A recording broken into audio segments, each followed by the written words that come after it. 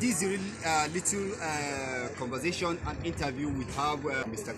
a man head from Maiduguri, and he's a resettler of Ruga City Gate, an area of Abuja close to heart of Abuja, that is Abuja City Gate. Mu abinda ake so. To yanzu da ci da na samu labari da cewa a nan garin da har magunguna ma kai kake ba ma wasu mutane a nan gurin, sannan kuma bacin haka treatment ma aka ce kana yi, kuma kai professional ne a wannan aikin. Daga lokacin da aka yi wannan rusau din zuwa wannan lokacin, shin za ka iya kiyasta irin asarar da ka yi a takaice?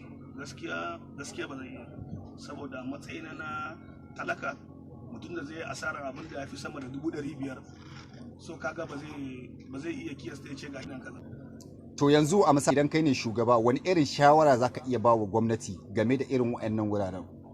To gaskiya shawarar da ni zan ba gwamnati akan a taimaka a nima mana guri wanda za mu yi mu zanna, ko da aro ne na shekara ya kai 10, kafin da shekara 10 nan Allah ya yarda mu ma za mu iya mu tabbatar da mun yi abin kanmu mun bar guri din. Masha Allah. So yanzu abin da kuke bukata da gwamnati kawai su tanadar muku, su taimaka su samun muku guri, ko da ba haya ba, ko da haya ko kuma ko inda za ku samu ku tsuguna domin ku taimaki rayuwarku da kuma al'umma da suke tare da ku. To yanzu a wannan garin a kiyasi kamar kimanin mutane nawa ne suke zama a cikin wannan dan garin, kuma iya adadin yawansu nawa ne, da maza da matan gabaki daya a kiyasi? Gaskiya mun kai 3,000. Masha Allah, kun kai 3,000. Alhamdulillah.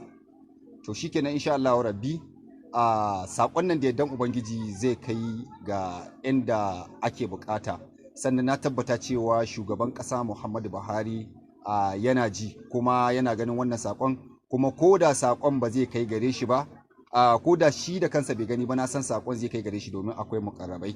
Insha Allah rabbi sakon ka zai isa. To wani fata za ka yi wa wannan ƙasa ta mu ta Najeriya, sannan kuma wani irin shawarwari za ka ba wa matasa duba da yanayin siyasa ga lokacin siyasa inda ya gabato, domin a samu zaman lafiya da kuma ƙarin samun tsaro? Shawarar da zan ba matasa shine matasa su dage mu yi kokari mu nema wa kanmu sana'a, kada mu je mu yi ga kamar muna karatu don mu yi aikin gwamnati, mu yi samu mu nema ilimi don saboda mu cici rayuwarmu. Na biyu kuma shi gwamnati ya dage yi kokarin nema mana sana'a. So in hanyar haka, ba wanda yana da sana'a shi, wani yana da sana'a da zai samu naira 2,000 a rana, in kama shi ma ba zai maka magana, zai ce faɗa da kai ka yi dobin nashi a wajen samun 2,000 nan, kaga zai barka. So kaga ba za a samu tashin hankali ba. Amma duk inda ka ji an ce maka an tashi hankali, to sana'a ne babu a guri. Gaskiya ne. Dalilin abin da ya kawo muna zaman lafiya a garin nan kenan. Duk wani matashi ne ka gan shi a garin nan gaba daya mai sana'a ne, yana da sana'a shi.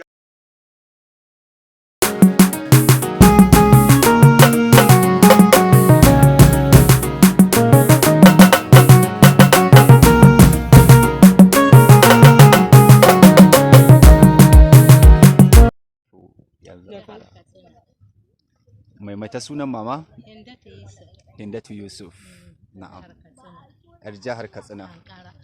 Kankara local government ko? Masha Allah. A nan Abuja kike zaune kenan? Tare da iyalanki? Ga sunan kamar yadda na gansu, ga sunan a jere.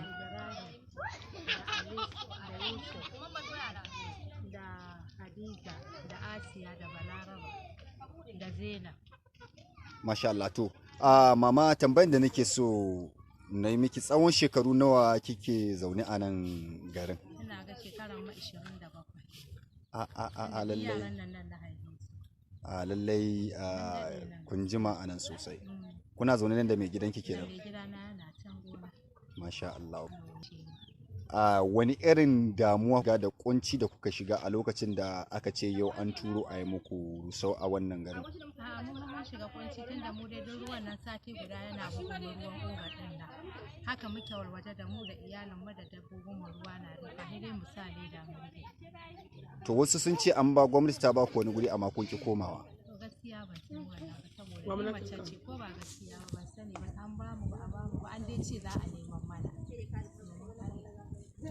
yanzu ga korafe-korafe da ake kaiwa cewa ana cewa akwai barayi a nan garin, yan iska ne da mutane wanda ba mutanen kwarai ba, to yaya gaskiyar lamarin yake mama? Ni dai gaskiya ban cewa akwai su ko ba haka ba, saboda nan yara na duk sun yan matan ci ba wanda aka ce an kama shi da ɗana ko ba haka ba, kuma ni ba a taɓa man sata ba domin Allah, kuma mu ɗan iskan nan da ake cewa duk suna darata mu daga in na sai mama, duk wanda ya ganka kuma ba su yadda a yi matsoho wulakanci, ko dai suna abin su canye ko ba ga mutum ko inda ya maka ba ka waye maka. To yanzu wani irin gudunmawa kike bukata a gwamnatin Najeriya ta yi muku? Ko yanzu gudunmawa da muke so ko su ban mu nan ko kuma su neman mana gurin inda za mu samu kuma mu kai taimaka mana ko a ban mana nan mu samu mu ƙara cin arziki da mu da 'ya'yanmu da jikokinmu. Insha Allah rabbi sakonki zai kai, kuma tabbata sa Muhammadu Buhari yana jin irin koken al'umma. So din da shi ya dame mu, amma mu magana ɗan iska gaskiya ba su yi mana, in suna ma ya san wanda suke da mu.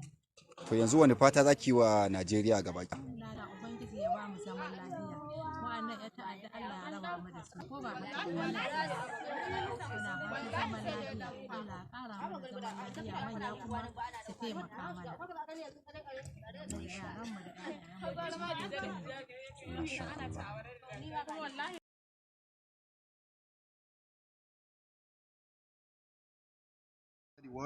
I am Muhammad Musa Bello MMB, the Hausa musical artist, also a writer and also a good citizen that always want the best for the country. Here is a visit. I visited an area in Abuja. The area was called Ruga City Gate.